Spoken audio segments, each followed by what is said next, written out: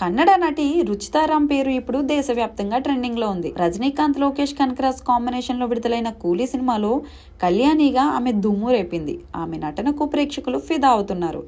అయితే ఆమె ఇప్పుడు మరో ఘనతను సాధించింది. Top 100 most views Indian short list లో ఆమె చేరారు. ప్రముఖ ఎంటర్టైన్మెంట్ పోర్టల్ IMDb దశాబ్ద కాలంగా ఎక్కువ ప్రజాదరణ పొందిన భారతీయ నటీనటుల జాబితాను ఎప్పటికప్పుడు విడుదల చేసింది. ఈ క్రమంలో తాజాగా రుచితారాం ర్యాంక్ నైతే ప్రకటించింది. కూలీ సినిమా తర్వాత రుచితారాం ఎక్కువ ప్రజాదరణ పొందిన తారగా రికార్డు క్రియేట్ చేసింది. IMDb విడుదల చేసిన రేటింగ్ లో ఆమె ఏకంగా 37వ ర్యాంక్ లో నిలిచింది.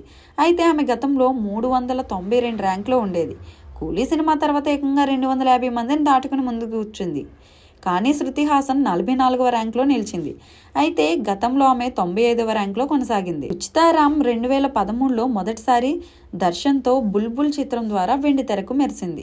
ఈ మూవీ భారీ విజయం కావడంతో ఆమెకు ఆఫర్లు క్యూ కట్టేశాయి. ఆ మూవీ తర్వాత డింపుల్ క్వీన్ గా కన్నడలో గుర్తింపు పొందింది. ఆపై తన నటనకు గాను ఒక ఫిలింఫేర్ అవార్డుతో పాటు 3 సైమా అవార్డులను కూడా సొంతం చేసుకుంది.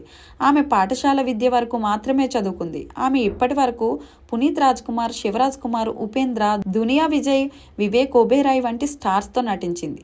తెలుగులో చిరు, మాజీ అల్లుడు కళ్యాణ్ దేవ్ తో సూపర్ మచ్చి సినిమాలో కూడా నటించింది.